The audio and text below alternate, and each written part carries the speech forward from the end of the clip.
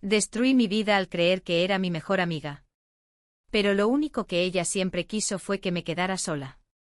Cumplí 31 años este julio, y lo único que recibí del destino fue una vida perfecta que perdí por pura inercia. Siempre hubo una sola constante, mi madre Beatriz. Éramos como dos sombras pegadas la una a la otra. No recuerdo haber tomado una sola decisión importante sin su aprobación. No era un abuso, era costumbre. Ella siempre decía que me conocía mejor de lo que me conocía yo misma. Y le creí.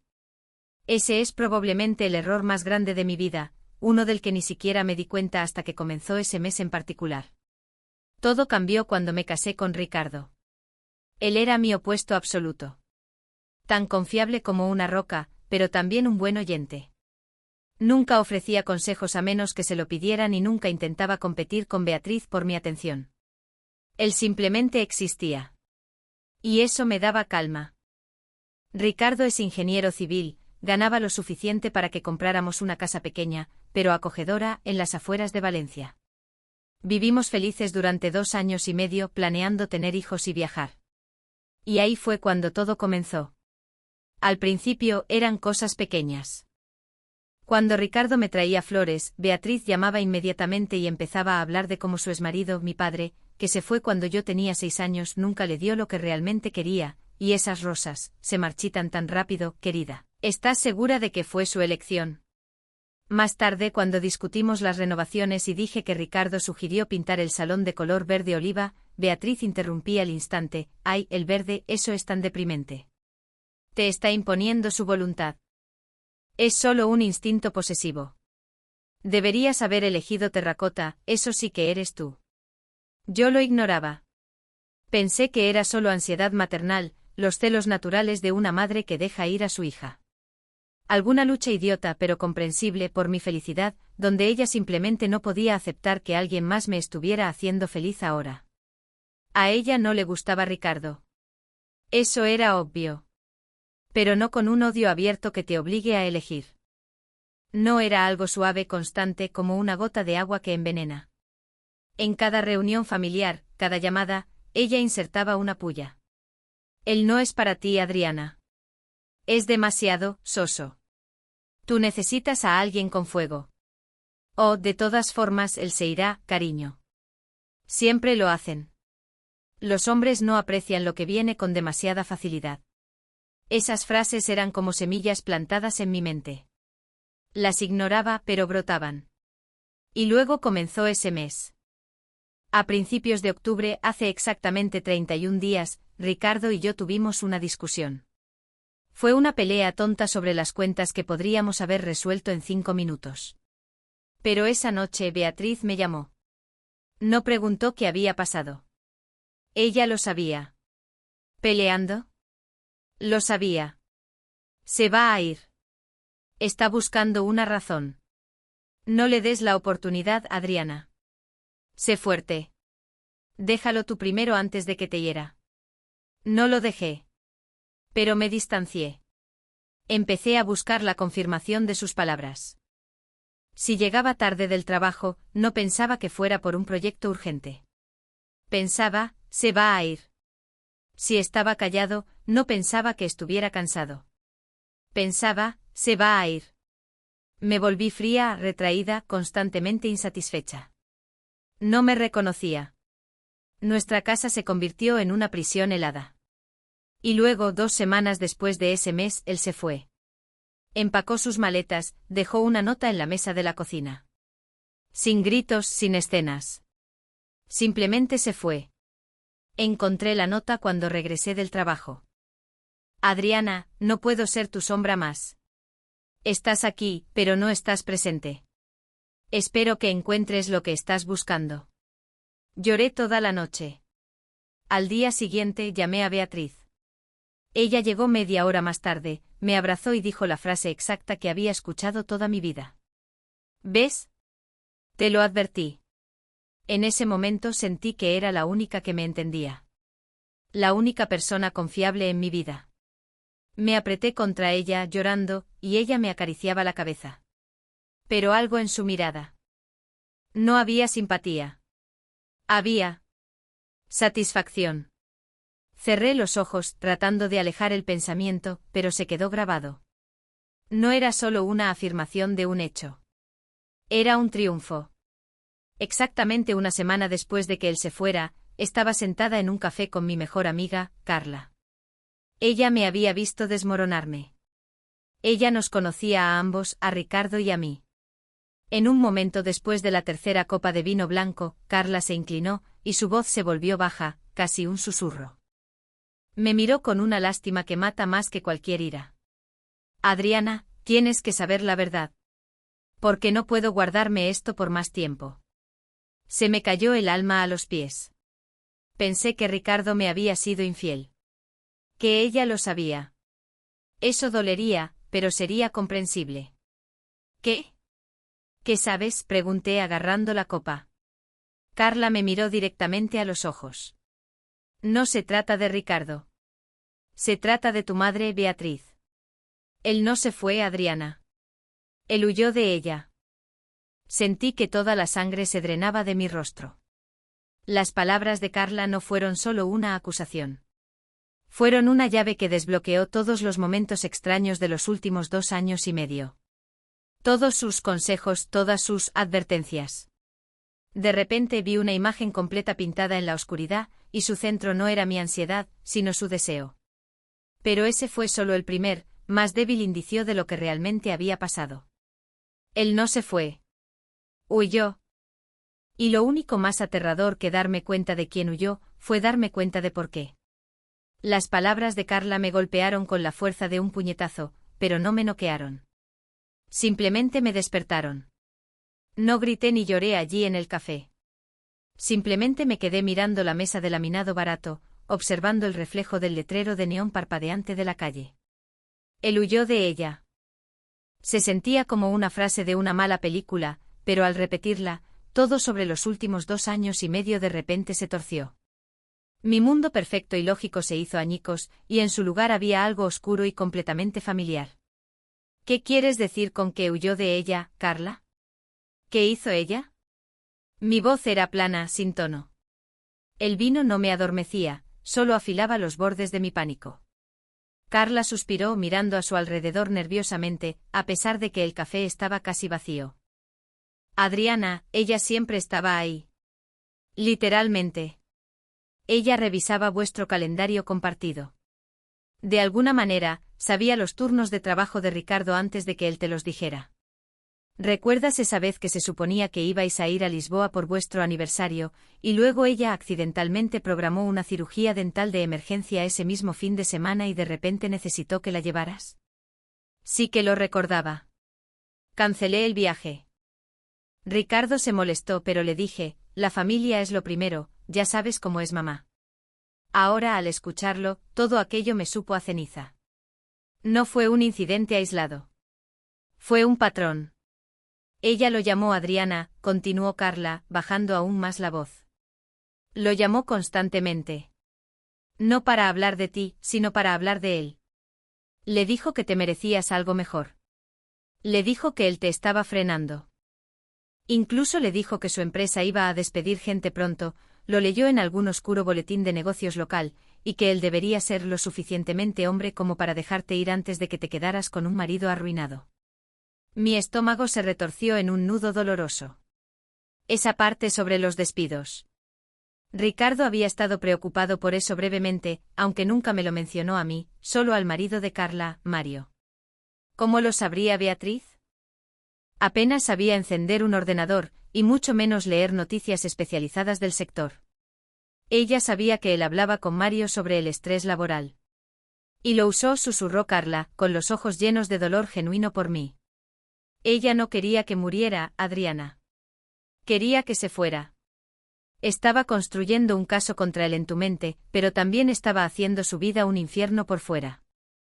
Dejé a Carla poco después, no porque estuviera enfadada con ella, sino porque ya no podía respirar en esa habitación. Conduje a la casa silenciosa y vacía, y el silencio era ensordecedor. Miré el lugar donde solía estar el lado de la cama de Ricardo, y sentí un dolor mucho más profundo que el simple desamor.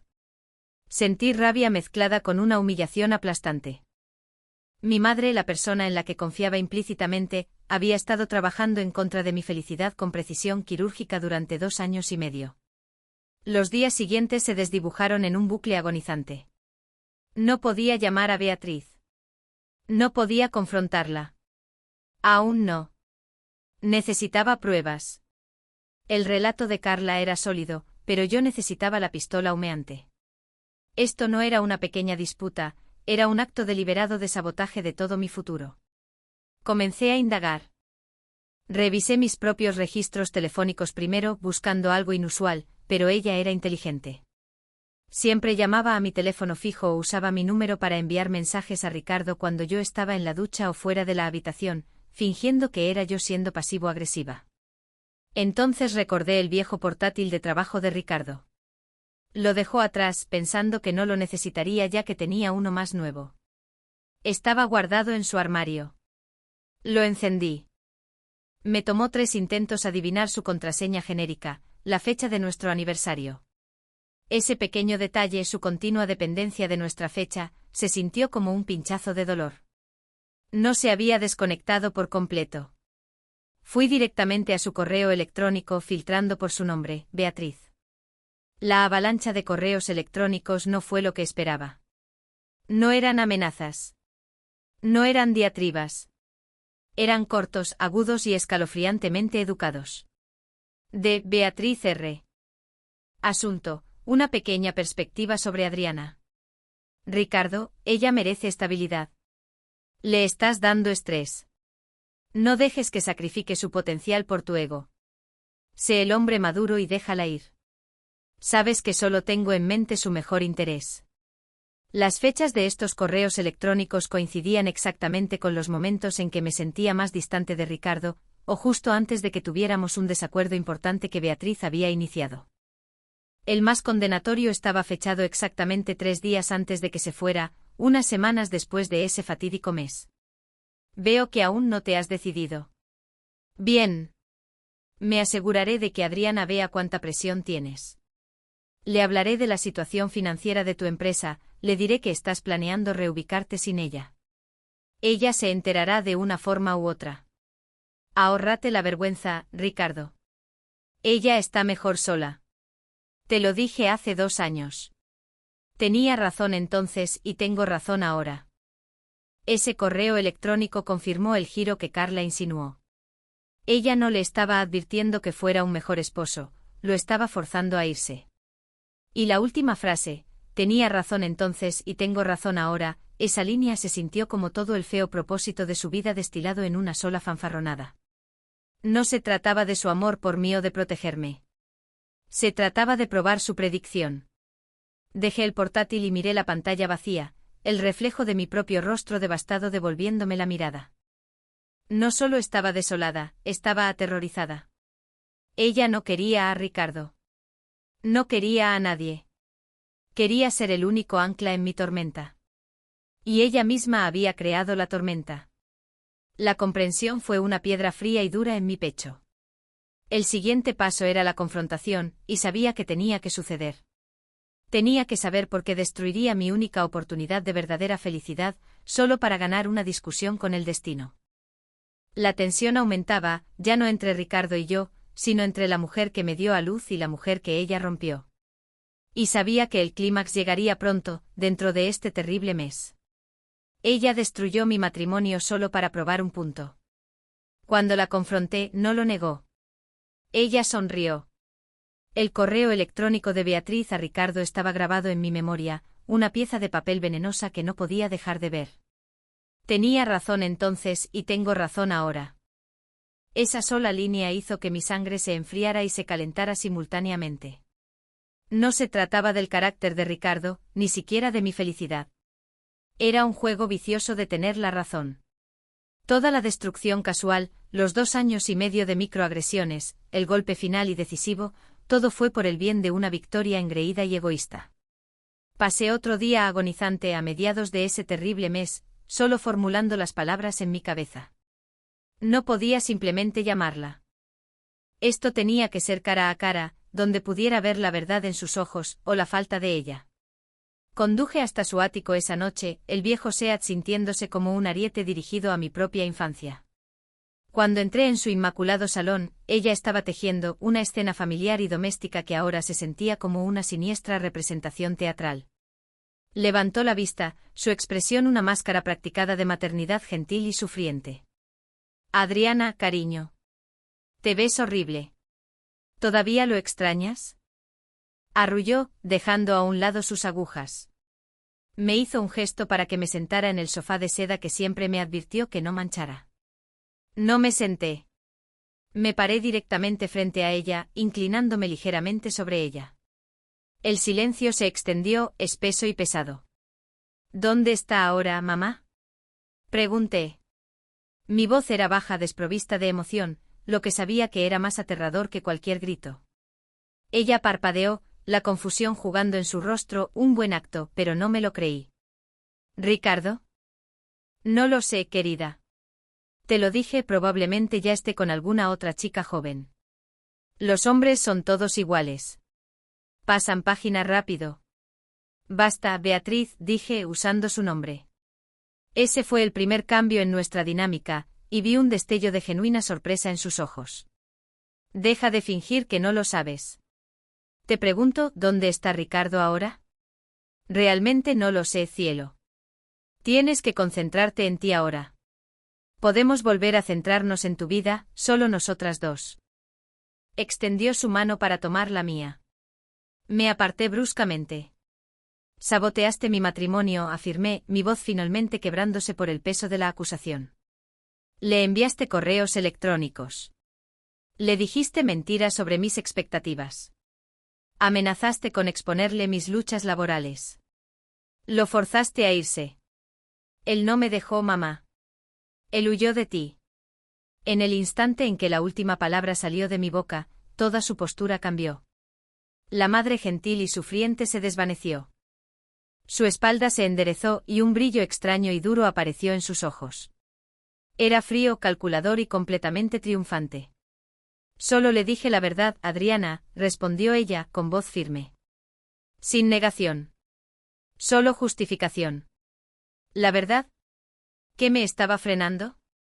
Estaba construyendo una vida conmigo, madre. Éramos felices. Grité, perdiendo el control finalmente. Mis manos temblaban. Ella realmente se burló. ¿Feliz? Con ese hombre aburrido y callado. Te estabas conformando, Adriana. Siempre te conformas cuando estás sola. Necesitabas a alguien que te dijera lo que era real. Y esa persona eres tú. ¿Tú decides a quién amo? ¿Crees que esto es amor, control? Entonces ella pronunció la frase que se convirtió en el centro absoluto de mi trauma. No levantó la voz, pero sus palabras fueron como fragmentos de vidrio. Sí. Yo decido. Porque te dije hace 2 años que él no era adecuado para ti. Te dije que se iría. Y yo tenía razón. Se inclinó hacia adelante, el triunfo irradiando de ella. No hice esto porque no lo amara, Adriana. No hice esto porque estuviera preocupada por ti. Hice esto para probar un punto. Quería probar que sé mejor que tú, y que mis predicciones son lo único en lo que puedes confiar. Ahí estaba. La verdad brutal y fea. No era la preocupación equivocada de una madre. Era una necesidad tóxica de validación, una obsesión patológica por ser la autoridad suprema en mi vida. Ella no quería la atención de Ricardo, quería la mía, exclusiva, total y garantizada por la destrucción de cualquier competidor, incluso si ese competidor era mi marido. Ella quería decir, ¿ves? Te lo dije. Deberías haberme escuchado. Sentí las rodillas débiles. No me había preparado para este nivel de pura y fría malicia. Arriesgaste mi felicidad, mi futuro, solo para ganar una discusión en tu cabeza, susurré, mirándola fijamente, viendo a una extraña por primera vez en 31 años. Su sonrisa se ensanchó, la expresión más escalofriante que jamás había visto en su rostro. No es una discusión, Adriana. Es la realidad. Ahora estás en casa. ¿Dónde perteneces? Y ahora sabes quién es tu único verdadero compañero. El aire era denso con el horror de su confesión. El conflicto ya no era un malentendido, era una batalla por mi cordura.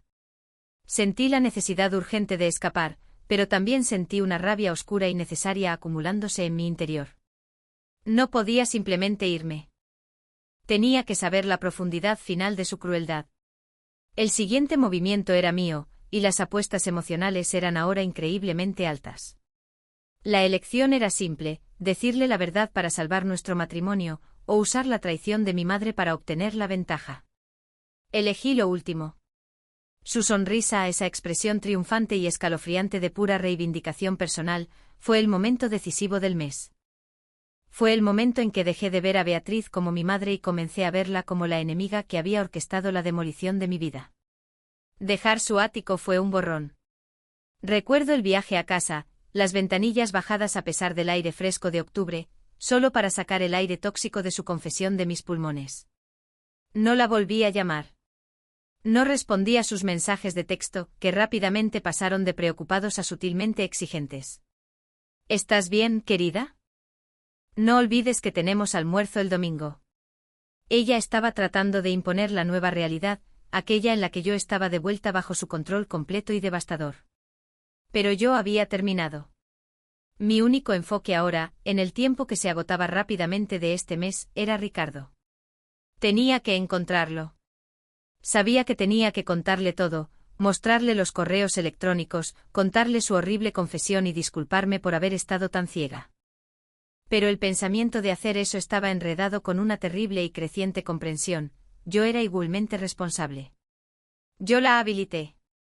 La escuché a ella en lugar de a él. Mis propias inseguridades habían proporcionado el terreno fértil para sus semillas de duda.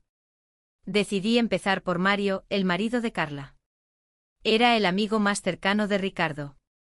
Conduje hasta allí al día siguiente. Mario se sorprendió por mi repentina y desesperada aparición. Lo senté y conteniendo las lágrimas expuse toda la terrible secuencia, la manipulación de Beatriz, los correos electrónicos, su escalofriante motivo de yo tenía razón. No me eximí de la culpa.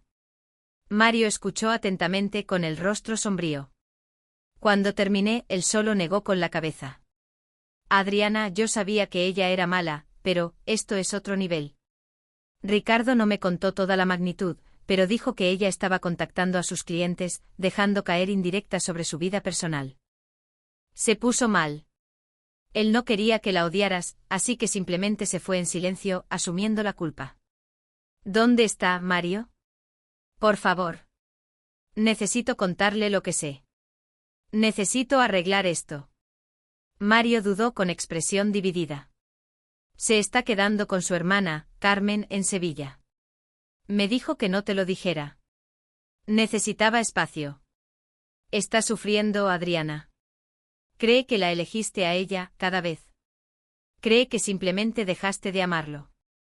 El viaje a Sevilla fue de 7 largas horas de autorreproche y planificación desesperada. Finalmente llegué a la pintoresca casa de estuco de Carmen, unas 3 semanas después de iniciado el mes. Me acerqué a la puerta y toqué el timbre. Carmen abrió, su rostro se ensombreció al instante cuando me vio. Adriana. ¿Qué estás haciendo aquí?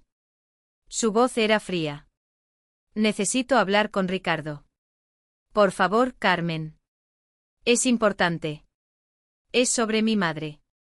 Lo sé todo. Carmen no se movió. Él no está viendo a nadie, Adriana. Especialmente a ti. Necesita tiempo para sanar de la guerra constante de tu madre y de tu negativa a defenderlo. Justo entonces, Ricardo apareció detrás de ella. Se veía más delgado, cansado, pero la vista de él me produjo una punzada dolorosa de anhelo. Carmen, está bien, dijo en voz baja, pasando junto a su hermana. Me miró y sus ojos estaban planos. 10 minutos, Adriana. Eso es todo lo que tienes. Nos sentamos en el columpio del porche. Miré mis manos, agarrando las copias impresas de los correos electrónicos de Beatriz, mi prueba definitiva. Este era el momento clave. Podría confesar todo, que mi madre había arruinado nuestra vida, que finalmente había visto la verdad y rogar por una segunda oportunidad. Pero entonces un pensamiento terrible y calculado entró en mi mente, un eco venenoso de la propia arrogancia de Beatriz, si solo le digo la verdad, parezco la tonta que fue fácilmente manipulada. Parezco débil. Podría sentir lástima, pero no sentirá respeto o amor. El dilema moral era brutal. Lo correcto sería confesar mi fracaso.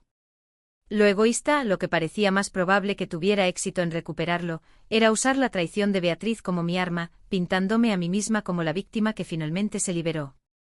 Tomé la decisión en ese instante, una elección que sabía que era egoísta, pero que se sentía necesaria para la supervivencia.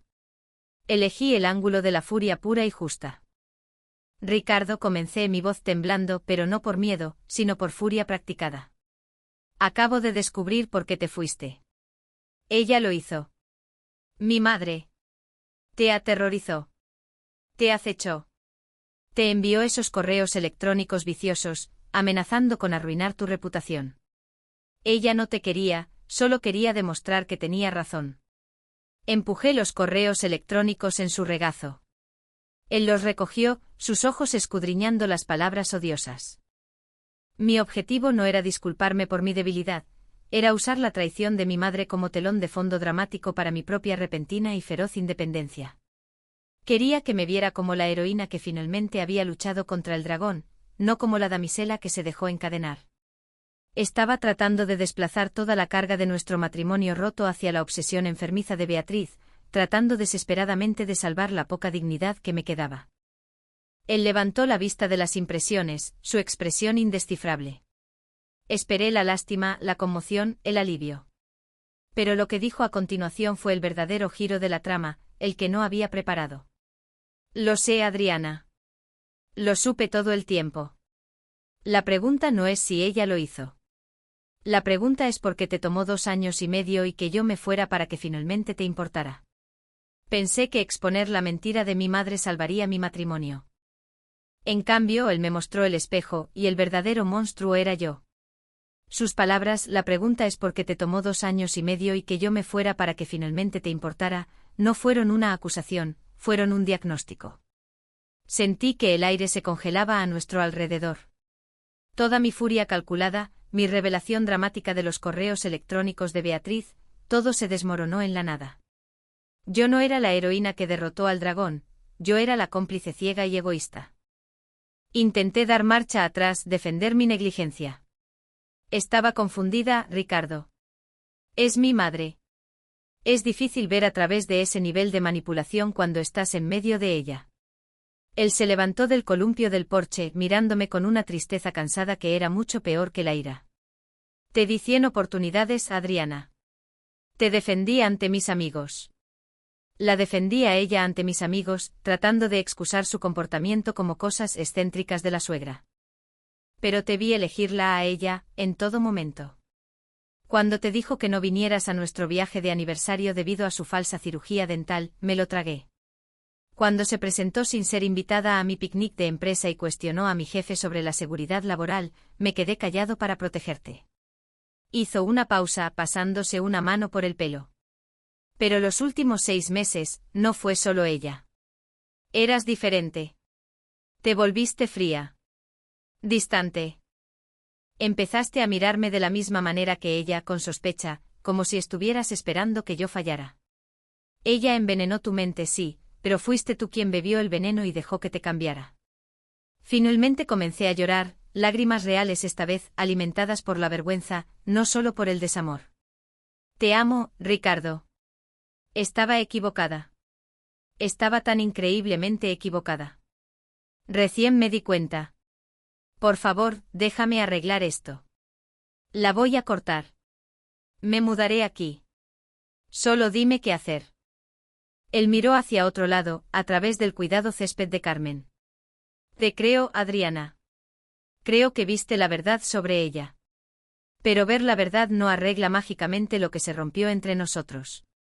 No luchaste por mí cuando estaba aquí. Solo luchaste por la idea de mí después de que me fui y sentiste las consecuencias de su victoria. Eso no es amor, Adriana. Eso es pánico. Me devolvió los correos electrónicos impresos. No necesito esto. No necesito pruebas de su enfermedad. Necesitaba pruebas de tu compromiso y se lo diste a ella en su lugar. Este fue el clímax. No se trataba de la traición madre-hija, se trataba del fracaso de mi propio carácter. El motivo de Beatriz, la necesidad de tener razón, había reflejado mi propio intento final y egoísta de usar su error para probar mi rectitud. Entonces, ¿qué pasará ahora? Susurré sintiendo el final del mes y el final de mi matrimonio acercándose. Necesito un divorcio, Adriana, dijo las palabras simples y definitivas. Y tú necesitas descubrir quién eres cuando no estás escuchando a Beatriz. O persiguiéndome a mí. Volvió a entrar, cerrando la puerta suavemente. Me quedé sentada en el columpio durante otra hora, el silencio más pesado que cualquier pelea. No volví directamente. Me quedé en un motel barato a las afueras de Sevilla, pasando los últimos días de ese mes en una soledad total y paralizante. Cuando finalmente regresé a Valencia, lo primero que hice fue llamar a Beatriz. No grité ni chillé. Necesitamos hablar, mamá, dije con voz vacía. Ay, cariño. ¿Finalmente te diste cuenta de que me necesitas? Sabía que lo harías, arrulló, su triunfo todavía resonaba en su voz. No respondí de pie en mi ahora vacía sala de estar. Me di cuenta de que no necesito a nadie que solo quiera que se le dé la razón. Ganaste, mamá. Ricardo y yo nos vamos a divorciar. Tenías razón. Finalmente puedes celebrar tu victoria. Escuché su fuerte jadeo al otro lado. No sonó feliz, sonó confundida. La pelea había terminado y la euforia del conflicto se había ido. ¿Qué estás diciendo, Adriana? ¿Vuelves a casa? No, dije mirando fijamente la pared vacía donde solía colgar nuestra foto de boda. Estoy diciendo que he terminado. Me voy de esta casa, de esta ciudad y de tu vida. Felicidades por ganar. Disfruta la soledad que creaste. Colgué el teléfono. Nunca más respondí a sus llamadas. El mes terminó con los papeles de divorcio presentados y mi billete de avión reservado para la Costa del Sol. Beatriz consiguió el resultado que deseaba, estaba sola. Pero no había anticipado el costo.